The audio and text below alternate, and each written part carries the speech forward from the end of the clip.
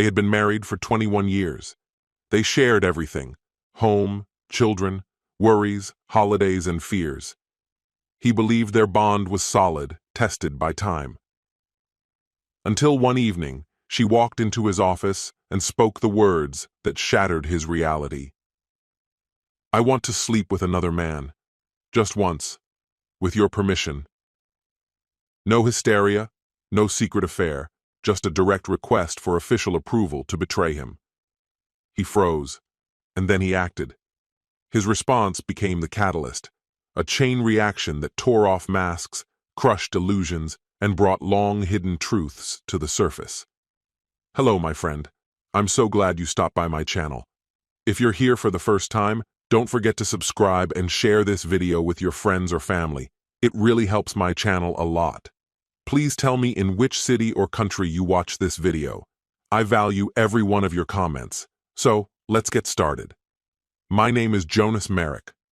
I'm 49 years old, and up until not long ago, I thought I had a solid grasp on life. For the last 15 years, I've run a cybersecurity consulting business out of my home office, located in the quiet suburbs just west of Denver. The job is dependable. It keeps my mind engaged, pays well, and offers the freedom to set my own hours. It's a role that's let me take care of my family, both financially and otherwise. My wife, Sabrina, works in marketing at a nearby real estate firm. We have 2 kids together. Our oldest, Simon, is 18 and preparing to start his freshman year at Colorado State this upcoming fall. Alyssa, our daughter, is 15, with her mother's grace and my fierce determination. We live in a modest but pleasant 4-bedroom home in Lakewood, not flashy but comfortable and more than enough for what we need. I've always taken pride in being reliable, the kind of man who makes sure there's food in the fridge, the bills are paid, and the household runs smoothly. Sabrina and I met during college at the University of Colorado. We married 3 years after that. I genuinely believed our marriage was one of the rare ones built to last through anything. Then came a Tuesday evening in late September. That's when everything began to fall apart, though the night started out as unremarkably as any other. I had just finished wrapping up a security audit for a mid-sized accounting firm and was looking forward to relaxing with a beer and maybe catching some highlights from the Broncos game. Simon was upstairs studying, and Alyssa was out at soccer practice. The house was still, peaceful in that quiet way that always gave me a sense of reassurance. Sabrina came home around 6:30, later than usual, but not enough to raise any suspicion on its own. Her staying late at the office wasn't uncommon during her busier work cycles, so I didn't give it much thought, at least not right away. But then she came into my office just as I was powering down for the day, and something about the way she carried herself gave me pause. She looked uneasy, like she was wrestling with something big. "Jonas, can we talk?" she asked softly, her voice uncertain. I turned to face her, sensing that whatever this was, it mattered. "Sure," I said. "What's going on?" She quietly closed the door behind her, a gesture she had never made in all our years of marriage during a private conversation at home. That alone made my stomach knot. She folded her arms across her chest as though bracing against a cold wind, even though the room was a comfortable temperature. "I've been doing a lot of thinking lately," she began, her words carefully chosen. "Thinking about us, about our marriage, and about what I need." The measured tone in her voice felt clinical, detached, and it immediately put me on edge. I could tell this wasn't about day-to-day matters like groceries or vacation plans. "Okay," I said, motioning toward the chair across from me. "Go ahead." She sat down, her hands clutched so tightly in her lap that her knuckles had gone white. I'd seen her stressed before, preparing for work presentations, dealing with school issues, but this was different. This was the kind of tension that comes right before someone says something they know they can't take back. "Jonas, I love you," she said, and instantly my guard shot up. In my experience, conversations that begin with "I love you" rarely end on a good note. You know that, don't you? I love you, and I love our kids. I never meant to hurt you, she went on. I gave a slow nod, but deep down, I could already feel something breaking loose inside me. Her words might have been sincere, but the ache in my gut told me pain was on its way. She took a slow breath and continued, more firmly now. But lately, I've been feeling disconnected, like something's missing, like there's a part of myself I never had the chance to explore. What are you trying to say? I asked, though part of me already suspected where this was going. She took in a long breath, the kind of breath people take before walking off a ledge. There have only been two people I've ever been with, romantically, she said at last. You and Tommy Rodriguez from high school. That's it. She paused, then pushed forward. And I keep thinking about what it would be like to be with someone new. Just once. Just to experience it. The force of her words hit me like a gut punch. I felt winded, as if all the oxygen had been sucked from the room. My chest tightened, my heart thudding like it was trapped under steel. Are you saying? I began, but couldn't bring myself to finish. I want to sleep with someone else, she said, the words spilling out now that they had momentum. Just once, just to know what it's like. I want your permission, your blessing. I sat there frozen, staring at her in disbelief, waiting for some clue that this was a joke, or a test, anything but real. But she just looked back at me, those familiar brown eyes, the same eyes that once drew me in during a college computer science class, now filled with steady resolve. You're asking me to let you be unfaithful, I said slowly, needing to hear the truth spoken aloud. It wouldn't be cheating if you agreed to it, she said quickly, her voice taut with urgency. It would be an experience, a chance to discover something I never had before we got married. I pushed my chair back and stood up sharply. The chair skidded across the floor and banged into the wall behind me. Are you out of your mind, Sabrina? I barked, my voice slicing through the silence like a blade. Do you even realize what you're saying? She flinched at the harshness of my tone, but didn't back down. I'm asking my husband to understand that I have needs too, that maybe, for once, I could do something purely for me. For you? I echoed, my disbelief palpable. What happened to our promises? To forsaking all others? What about everything we've built over the last 21 years? This wouldn't erase any of that, she replied, lifting her chin in defiance. It would be just one night, Jonas. A single moment. After that, it would be over, and you'd never have to hear about it again. That was the moment I snapped. Absolutely not, I roared, my voice reverberating off the office walls. You honestly think I'm going to give you permission to sleep with another man? That I'm supposed to sit here and smile while you run off with some guy for a night? She stepped back, rattled by the sheer force of my reaction. Good. She should be. What she was proposing wasn't just appalling, it was beyond comprehension. Jonas, please, she began, her voice breaking. Just let me explain. But I'd heard more than enough. No. You listen, I shot back, pointing sharply in her direction. Whatever fantasy world you've been living in, this is real life. This is our marriage, our house, our family. And now you're ready to throw all that away, everything we've built over 2 decades, because of some selfish impulse you want to indulge. It's not selfish, she said, eyes glistening with tears. It's something real, Jonas. I'm 46. I've only been with 2 men my entire life. Don't you think I deserve to know what else is out there? You know what you deserve? I said coldly. A man who's never wavered. A husband who's spent 21 years putting his family first. Who's never cheated, never even thought about it. And yet that's apparently no longer enough. She reached out as if to touch me, but I instinctively pulled back. This isn't about you not being enough, she murmured. You've been a good man, a great father. This is just something I need to do for me. I stared at her, my voice low and sharp. You want something just for you? Fine. Here's what I want. I want a wife who still honors her wedding vows, one who doesn't stand in front of me asking for permission to betray them.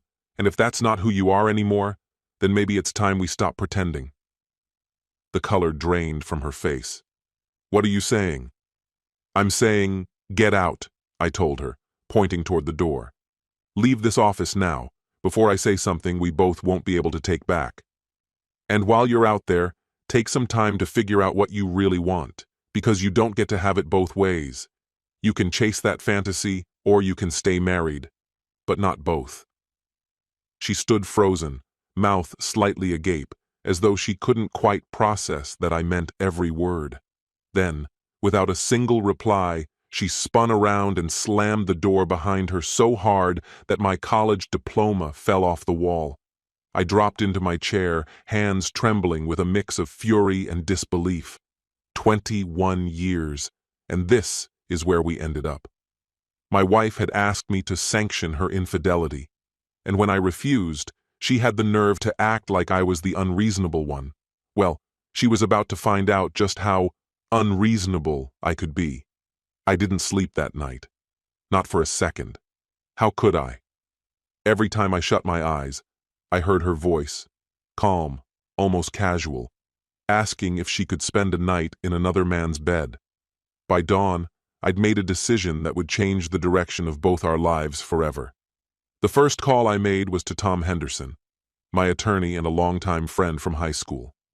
He'd handled the legal side of my cybersecurity business for years. If there was anyone I trusted to give it to me straight, it was Tom. "Tom, I need to meet today," I said when he picked up. "It's urgent." "What's going on, Jonas?" he asked, instantly switching into his no-nonsense tone. "Work-related?" "No, it's my marriage," I said, flat and cold, "and it may be heading toward divorce."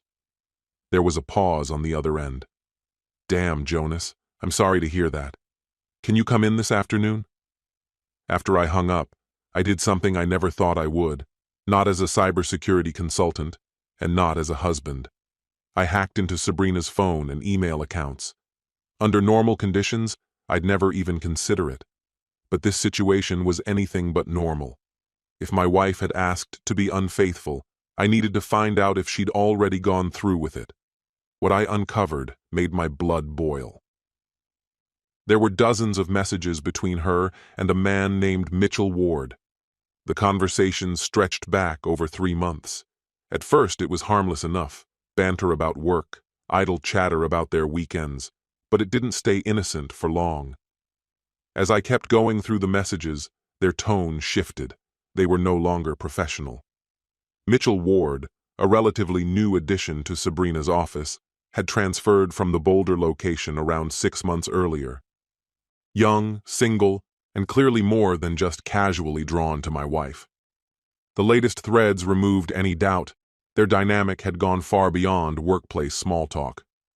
"Can't wait to see you again," read one of his recent texts, sent just 2 days earlier.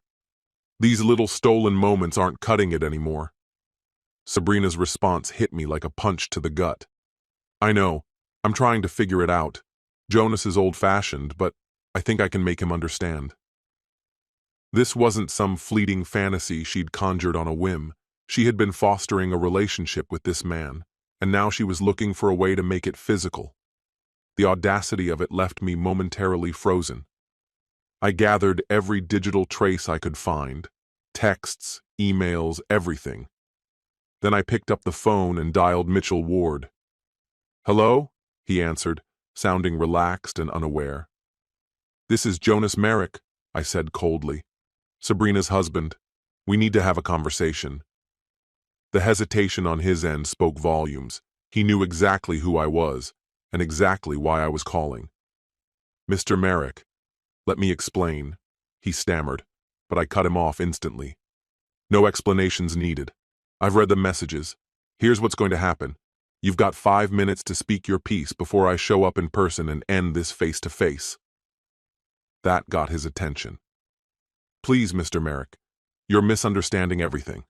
Sabrina and I are just co-workers. We've had a few coffees, maybe lunch now and then. That's all." "That's what you're going with?" I replied, voice steady but full of threat. Because I'm looking at your texts right now, Mitchell. The ones where you say these secret moments aren't enough and you can't wait to see her again. Sound like harmless coffee dates to you? Silence followed, 30 seconds at least. When he finally responded, the confidence had completely drained from his tone. How did you get access to those messages? That's not your concern, I said flatly. What is your concern is this. You've been carrying on with my wife and now she's coming to me asking for permission to sleep with you. So let me be crystal clear. You're going to stay far away from her. You're either transferring back to Boulder or resigning, and you're going to pretend this call never took place. You can't threaten me, he said, but I could hear the fear behind the words. I'm not threatening you, I replied quietly. I'm making you a promise. I specialize in cybersecurity. I understand systems and networks in ways you can't even imagine, and I will make your life unlivable with just a few keystrokes if I have to.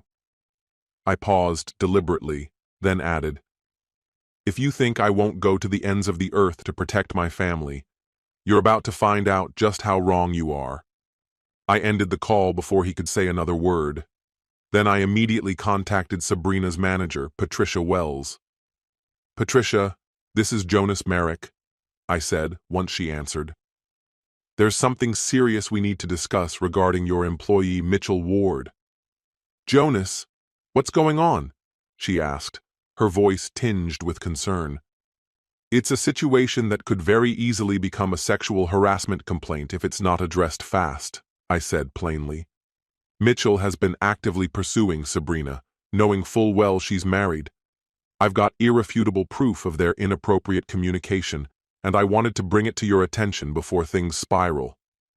There was a brief pause. Patricia didn't respond immediately. Jonas, I had no idea. Can you send me what you found? It'll be in your inbox within the hour, I assured her. And to be clear, this isn't about blaming your company, but Mitchell is a liability. If this continues unchecked, he's going to wreck a lot more than just my marriage. After hanging up, I got in my car and drove straight to the office of my attorney, Tom Henderson. When I handed him the printed stack of documents, his expression darkened. This is serious, he muttered, flipping through the pages. She's been laying the groundwork for this for some time. What's your next move? I want divorce papers drafted immediately, I said without hesitation. I want full custody, a fair split of the assets, everything in writing. And Tom, he met my eyes. I want her served at the office, in front of all her colleagues. Tom raised an eyebrow. That's going to cause a scene, public embarrassment. I'm counting on it, I replied, my voice like stone. Good, I replied coldly. Maybe she should have thought about the consequences before she wrecked our marriage. It had been 3 days since my confrontation with Mitchell Ward. I was working upstairs in my home office when I heard the front door open. It was Alyssa, unexpectedly early. Her soccer practice was supposed to last another hour, so I headed downstairs to see why she'd come home. In the kitchen, I found her standing stiffly by the counter, her face pale and her hands shaking. Sabrina's laptop sat open in front of her. When she noticed me, her voice came out as a fragile whisper. Dad, you need to see this. I stepped closer and looked at the screen. Sabrina's email account was still open, and Alyssa had inadvertently uncovered a message thread between her and Mitchell Ward. I just came home to grab my science book, she said, her voice quivering as tears welled up in her eyes. Mom's computer was right there. I went to check my email real quick, but this was already open. I looked into my daughter's eyes, and in them I saw the same shock, the same devastation that had consumed me days earlier. I'm sorry you had to see this, honey, I said softly. Is it true, Dad? Is Mom really doing the things they're talking about in these emails? She asked, her voice cracking from the weight of it. I placed a reassuring arm around her and quietly closed the laptop. Your mom and I are facing some serious issues, sweetheart. It's complicated adult stuff, and I don't want you carrying that on your shoulders. But she's cheating, Alyssa said, now more angry than hurt. She's lying to all of us. I gave a small nod, unable to deny it. She is. Alyssa stood there, silent for a moment, taking in what she'd just learned. Then she looked up at me with a fierce determination that reminded me of myself at her age. When you get divorced, I want to stay with you, she said, resolute. Alyssa, your mother and I haven't made any final decisions yet. Yes, you have, she cut me off. I heard you talking to Mr. Henderson on the phone yesterday. I just want you to know, I've made up my mind. If Mom wants to run off with her boyfriend, that's on her. But I'm staying with the parent who actually gives a damn about our family. That night, when Sabrina got home from work, Alyssa didn't hesitate. She confronted her head-on, right in the living room. I tried to step in, hoping to diffuse things, but Alyssa wasn't having it. How could you do this to Dad? She demanded. How could you betray everything we had? Sabrina went pale. Alyssa, what are you talking about? I read your emails, Mom. I know everything about Mitchell Ward. I know you've been sneaking around. And I know you even asked Dad if you could take things further. You don't understand, Sabrina began, her voice trembling. No, I understand perfectly, Alyssa cut in, her tone ice cold. You're selfish. You only care about yourself. And I don't want to live with someone like that. Without waiting for a response, Alyssa turned and stormed upstairs, leaving Sabrina frozen in place as tears streamed down her cheeks. From that point on, everything in the divorce proceedings turned sour and kept getting worse. Sabrina hired Rebecca Martinez, one of the toughest family lawyers in all of Denver. It was clear she wasn't backing down. She was gearing up for war. Your Honor, Martinez began as she addressed Judge Patricia Kellerman, my client has been subjected to sustained emotional abuse.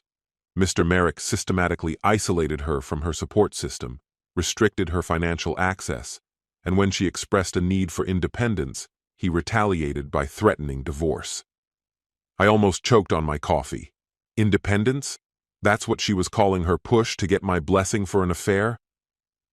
Tom Henderson, my attorney, stood up to respond. Your Honor, we have compelling documentation showing that Mrs. Merrick engaged in a long-running emotional affair and even asked for permission to pursue a physical relationship. That's purely speculative, Martinez snapped. At most, it was a platonic connection. My client was forming a bond with a co-worker. Nothing more. Judge Kellerman held up a hand to silence the exchange. I'll review all submitted evidence before making any decisions, she said calmly. But let me be clear, my main concern is the welfare of the 2 minor children involved. Then, Sabrina made her biggest mistake. She called in 2 witnesses to support her claims about my supposed controlling behavior, her sister Monica and a co-worker named Janet. But Tom had seen this coming. Monica testified first, and she wasted no time painting me as an obsessive husband. Jonas never gave her space, she said. He always had to know where she was and who she was with. Tom rose for cross-examination with surgical precision. Miss Patterson, didn't your sister confide in you her plan to ask her husband for permission to sleep with someone else? Monica's face drained of color. Well, she mentioned she felt unfulfilled. But did she or didn't she tell you she wanted to sleep with Mitchell Ward? Tom asked again, voice calm but firm. She said she had feelings for someone, Monica replied, clearly uncomfortable. At that moment, Tom presented the transcript of a recorded phone call. Your Honor, Tom began steadily, we intend to present an audio file captured by Mr. Merrick's home surveillance system, an unedited conversation between the defendant and her sister recorded 3 days after the initial altercation. Judge Kellerman glanced over the transcript and gave a small nod of approval. Tom continued, reading Monica's voice from the page. Sabrina, you don't need Jonas's permission to live your own life. If he can't meet your needs, then maybe it's time to walk away. The effect was instant. Sabrina's credibility took a direct hit. So when her co-worker Janet took the stand later that day and tried to paint me as domineering and oppressive, her words fell flat. Tom wasted no time revealing that Janet had actively supported Sabrina's involvement with Mitchell, even helping to coordinate their discreet lunches. By the time court adjourned, Sabrina's case had all but collapsed. Still, none of that came close to the real devastation, watching my children grapple with the wreckage of our family. One evening, Simon came by my apartment. He looked far older than his 18 years, the strain of the past few months etched into his features. We sat quietly on my narrow balcony, each with a beer, his first legal one, as we watched the lights of the city shimmer in the dark. "Mom asked me to testify on her behalf," he said softly, eyes fixed on the skyline. "What did you say to her?" I asked gently. "I told her I needed time to think," he replied, then took a long sip and exhaled deeply. "But Dad, I found her messages on the family computer." My stomach clenched. "Between her and Mitchell?" He nodded. "Yeah." I sighed. "Simon, this isn't your burden. You shouldn't have to carry the weight of this." "But I am carrying it," he said, turning toward me with clear eyes. "And you need to hear this from me. What she did, what she expected from you, it was completely out of line. I still can't wrap my head around how she thought you'd be okay with her running off with someone else." I chose my next words carefully.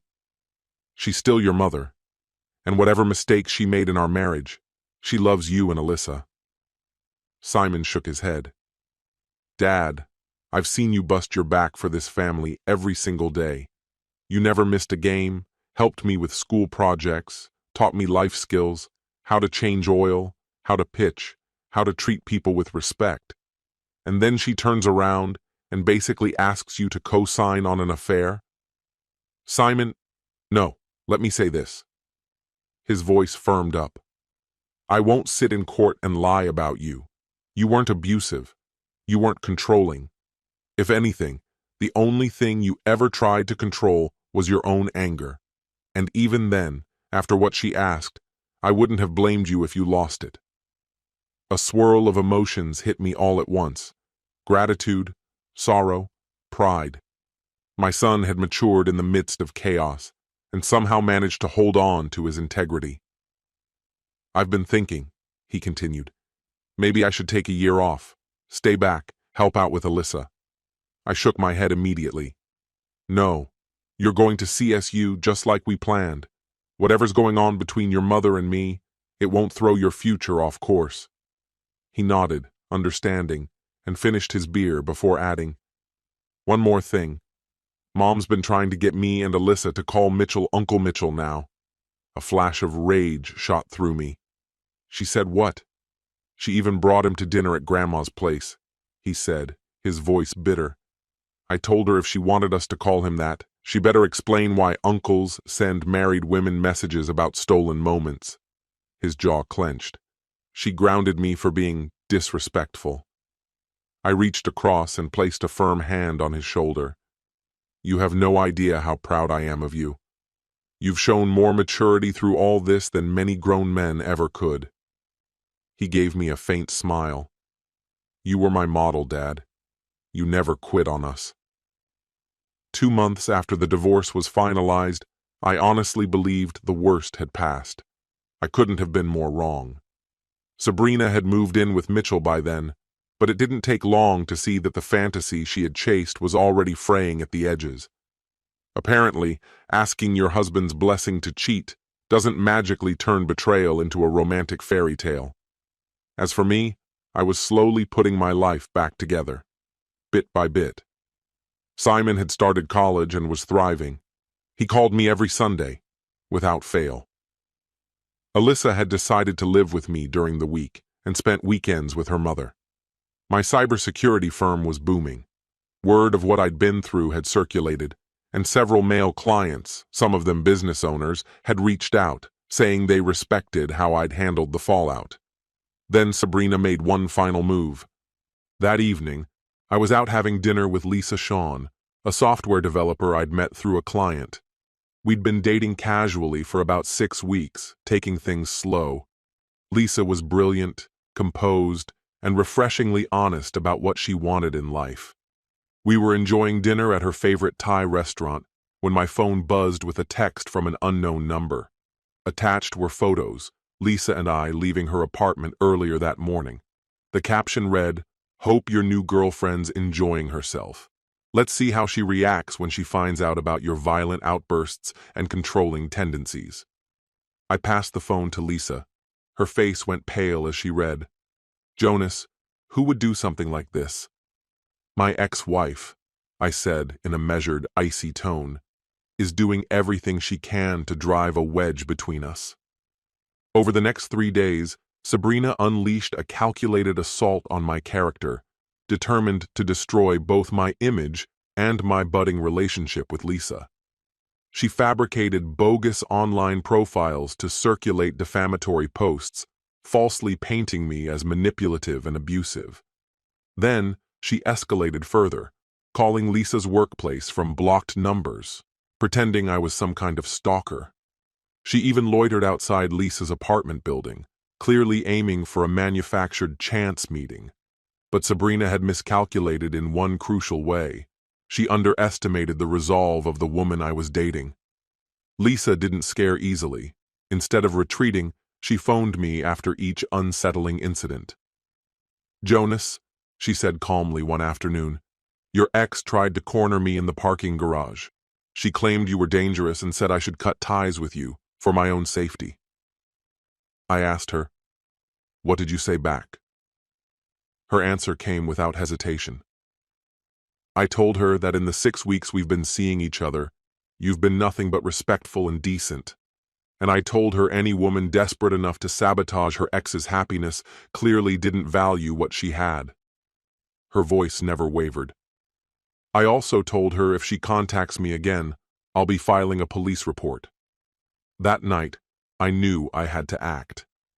I contacted Tom Henderson and asked him to prepare a formal cease and desist letter, warning of legal consequences if Sabrina continued to harass Lisa or spread malicious falsehoods about me. The threats stopped immediately. Apparently, her new lawyer had finally explained the legal gravity of stalking and defamation. A week later, Simon told me Sabrina and Mitchell had broken up. The excitement of their affair had never matured into anything meaningful. One was entangled in a contentious divorce, and the other had a reputation for cheating and avoiding commitment. It turns out, justice has its own timing. It's been 3 years since that night Sabrina stood in our home and asked for my blessing to betray our marriage. Now, sitting in the fully equipped office inside the house Lisa and I purchased together just last year, I can say with complete certainty, divorcing Sabrina was the most important choice I ever made. Lisa and I married a year and a half ago in a quiet ceremony, surrounded by my children, her relatives, and a few close friends. Simon was the one who walked Lisa down the aisle. He'd grown to genuinely care for the woman who helped me find my footing again. Alyssa served as maid of honor, proudly telling everyone that Lisa had become the maternal figure she'd always longed for. My cybersecurity firm has flourished beyond what I could have predicted. We now have a team of 12 and serve clients across 3 states. Ironically, my refusal to compromise on principles has enhanced my reputation. Turns out, in the business world, integrity earns respect. Simon recently earned his degree in computer engineering from Colorado State and now works alongside me.